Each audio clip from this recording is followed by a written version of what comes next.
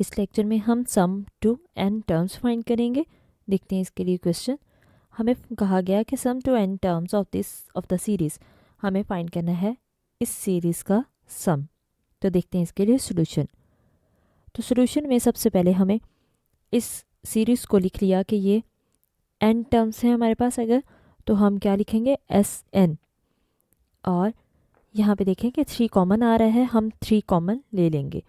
अब यहाँ पे देखें क्योंकि n टर्म्स था इसीलिए हमने लास्ट पे n टर्म्स तक लिखा है।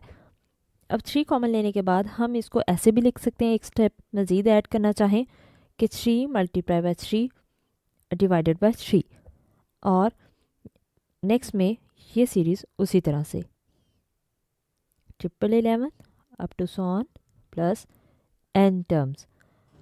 अब यहाँ पे देखें कि ये 3 और 3 मल्टीप्लाई होके क्या हो जाएगा 9, और 9 को अगर हम हर वैल्यू से मल्टीप्लाई करें तो ये वैल्यू क्या हो जाएगी 9, ये 99, ये 999 अप टू सो ऑन में लिख लेंगे हम। तो यहाँ पे देखें कि ये स्टेप हमने इस तरह से किया है।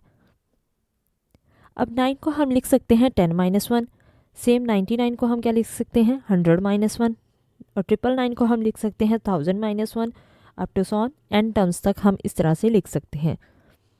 यहाँ पे देखें कि अगर ब्रैकेट खोल दें तो हम 10, 100, 1000 वाली टर्म्स को एक ब्रैकेट में लिखेंगे क्योंकि ये सारी पॉजिटिव हैं, और नेगेटिव क्या बचेगा -1 -1 -1 कहाँ तक n टर्म्स तक, और माइनस का हम -1 बच रहा है तो माइनस हम कॉमन ले लेंगे। तो क्या आ जाएगा ब्रैकेट में 1 + 1 + 1 अप टू सो ऑन कहाँ तक n टर्म्स तक। ये स्टेप मैंने आपके लिए रिपीट कर दिया है। अब हम इसको सम ऑफ सीरीज से सॉल्व कर सकते हैं। तो उसमें a1 हमारे पास कितना है 10, और r कैसे आएगा 100 डिवाइडेड बाय 10 कितना होता है 10 आ जाएगा। ये हमारे पास r आ गया जो कि कॉमन रेशियो है। ऊपर n उसी तरह से, क्योंकि r की पावर n -1 ओवर r -1 होता है, तो r 10 है और -1 उसी तरह से आ गया। और ये n कैसे आया है यहाँ पे देखें कि 1 + 1 प्लस कितने टाइम्स हो रहा है n टाइम, तो 1 को अगर हम n टाइम्स प्लस करते हैं तो n ही आता है।